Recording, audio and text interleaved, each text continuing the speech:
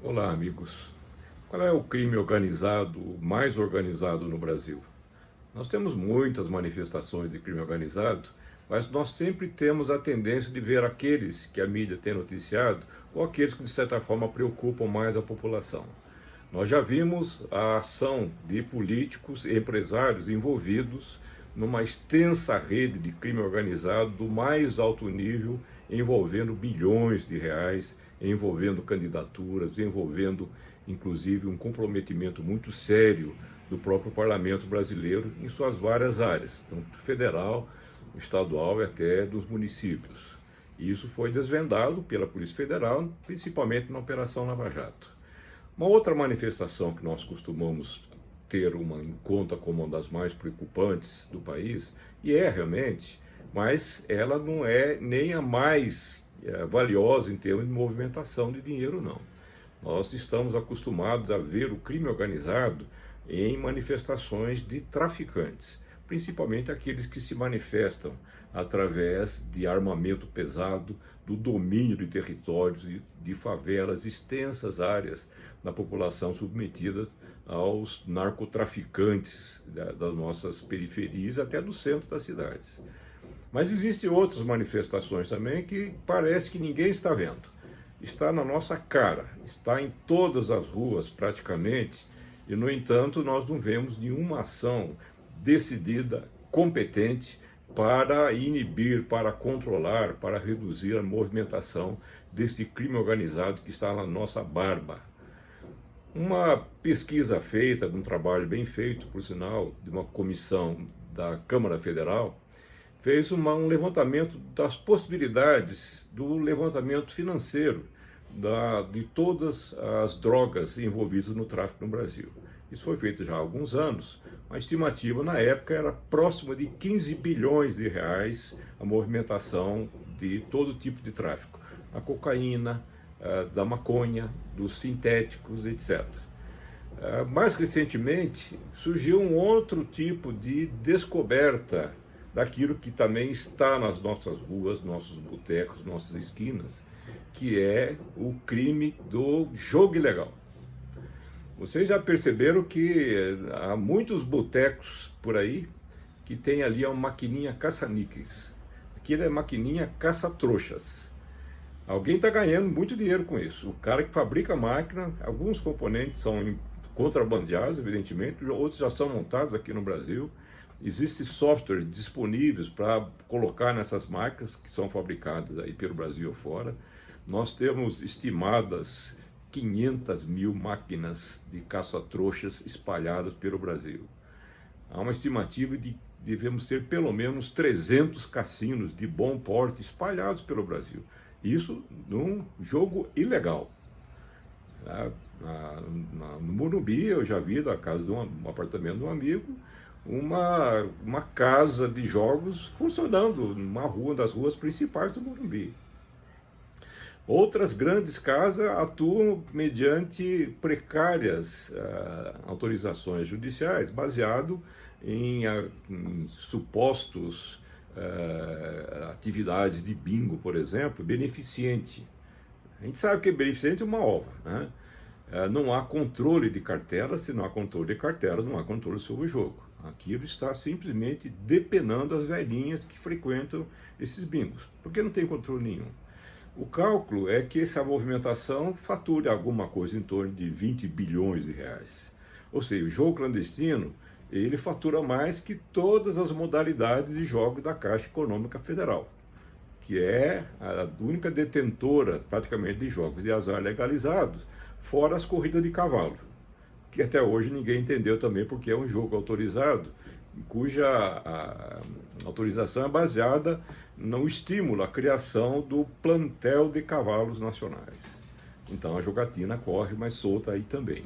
Já há algum controle nessa jogatina? Algum. Não é um controle preciso. E, no entanto, não se avança no Brasil na legalização do jogo.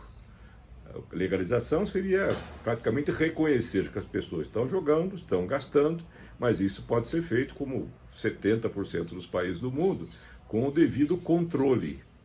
Os controles que são até bolados aí, planejados, são muito modernos, do tipo, o sujeito entra numa casa de jogo, tem que mostrar o RG ou o CPF. Quando ganha alguma coisa, entra online para um órgão como o COAF, por exemplo, mesmo que ele ganhe R$100. Então, ganhou, imediatamente aquilo é denunciado.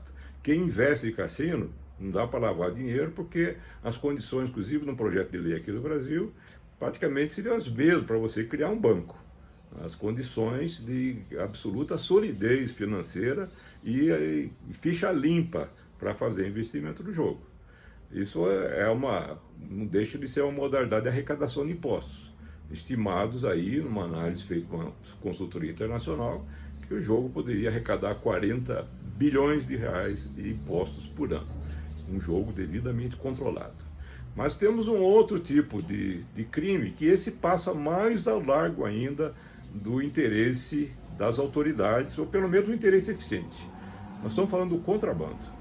Se a movimentação do jogo das drogas vai em torno de 15 bilhões, do jogo clandestino 20 bilhões, e vamos falar que à medida que vamos caminhando para alguma coisa menos preocupante em termos da população, menos criminalizada, de certa forma, nós estamos falando de coisas que vão se ampliando abertamente, e onde você tem uma maquininha caça-níquel, você tem alguma autoridade sendo paga. Algum policial está recebendo para que aquela maquininha funcione. É assim que a coisa acontece. Mas o contrabando, ele tem uma movimentação estimada, um estudo feito aqui pela Fiesp, da ordem de 100 bilhões de reais. É assim, 7 vezes mais do que todo o tráfico de drogas que nós temos no país. E aí nós temos não só o contrabando de roupas, de brinquedos, a pirataria também corre nesse comércio ilegal, nós vamos chamar de economia do crime. É uma movimentação de 100 bilhões que ultrapassa muito grandes empresas nacionais. Mas é uma economia do crime, sim. Veja que um aspecto mais curioso nessa economia do crime, quando nós vamos falar do contrabando. A indústria mais vistosa do contrabando é a indústria do cigarro clandestino. Esse cigarro tem uma história curiosa, algumas coisas até engraçadas.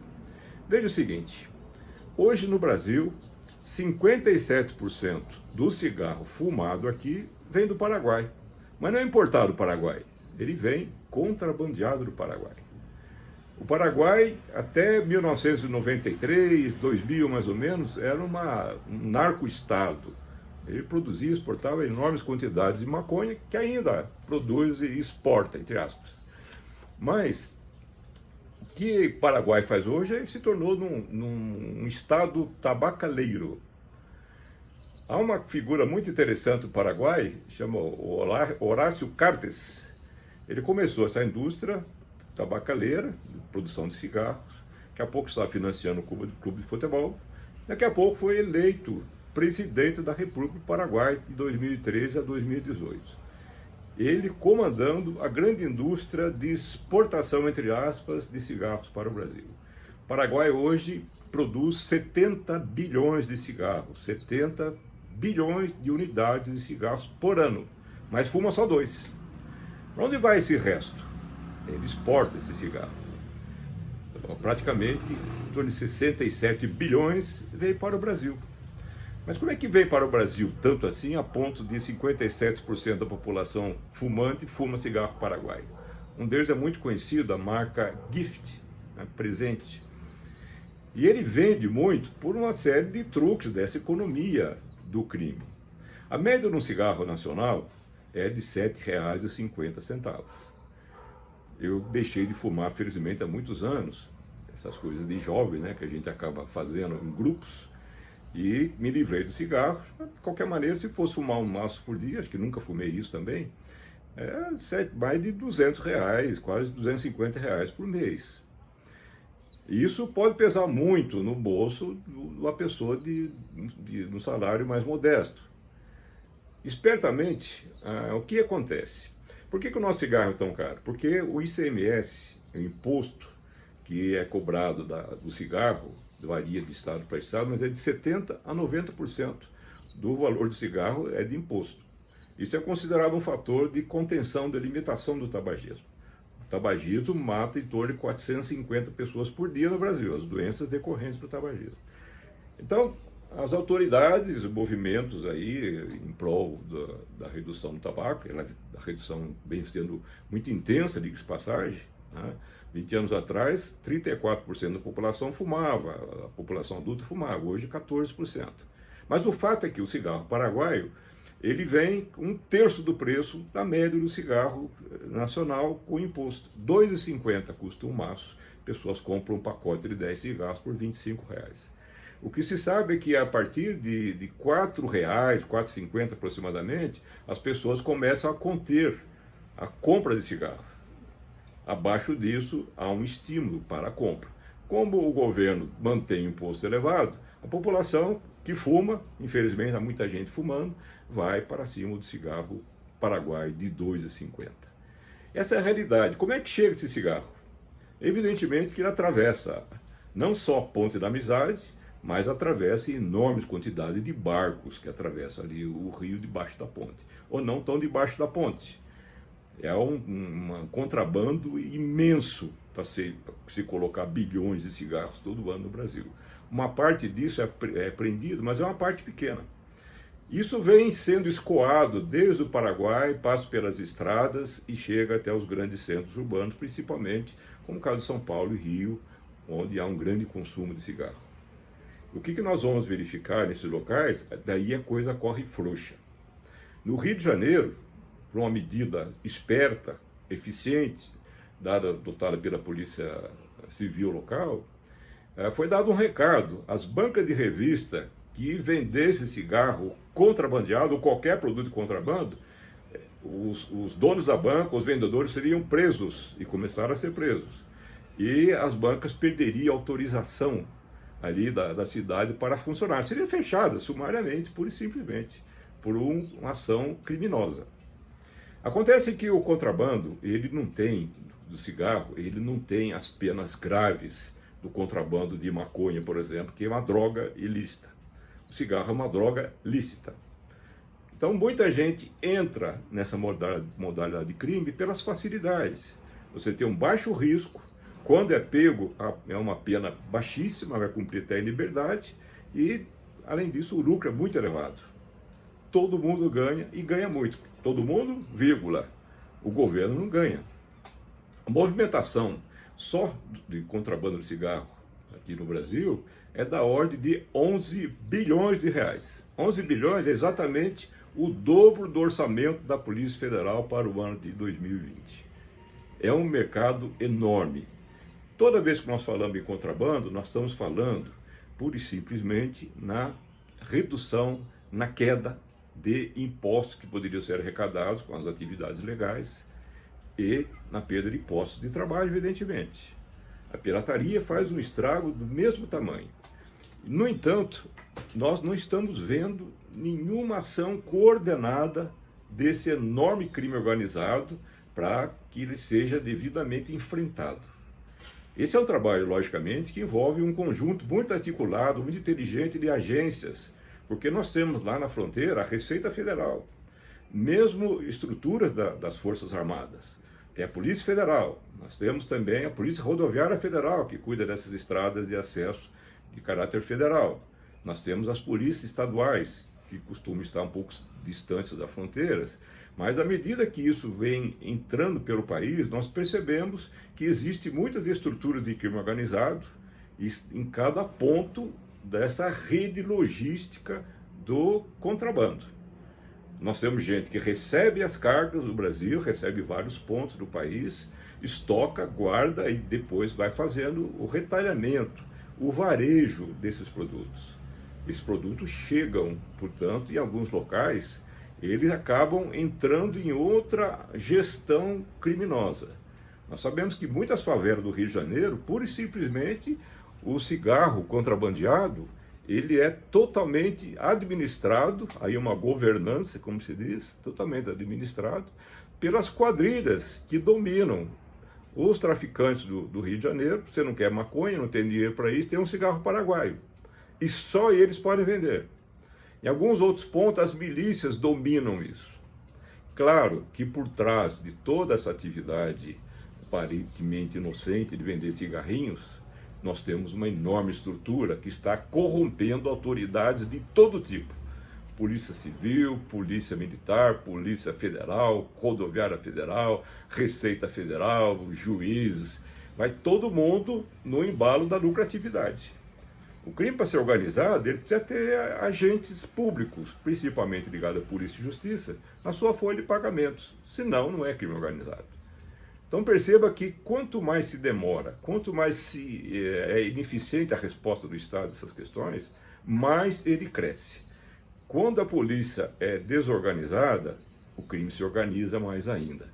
Quando a polícia é mais ineficiente, o crime se torna mais eficiente na sua presença, na sua lesão à sociedade. Nós estamos precisando de uma articulação mais intensa. Até porque atrás dos cigarrinhos, do material pirateado, do contrabando, são objetos de consumo, a população tem uma parte decisiva, porque é ela que compra esses produtos, evidentemente, ela constitui o mercado para o crime agir. O fato é que, por trás disso, existem máquinas violentas do crime. Quando nós falamos do jogo clandestino, estamos falando do jogo do bicho. E toda hora nós estamos vendo a violência que é a dominação do território do jogo do bicho. Isso é um problema dramático, porque as engrenagens do crime organizado, o cigarro também ajuda, assim como o jogo clandestino, ajuda a levantar financiamento, dinheiro fácil para a compra da droga pesada, para a compra do armamento. Atrás dos bingos das velhinhas, das milhares, centenas de milhares de maquininhas que estão pelo Brasil, nós estamos criando dinheiro, capital para o crime fazer os seus investimentos mais perigosos. Não se iludam com esse crime supostamente leve do contrabando, do cigarrinho, do brinquedo que entrou clandestinamente. Nós estamos azeitando, colocando óleo nas engrenagens de máquinas poderosas e perigosas que corrompem e matam.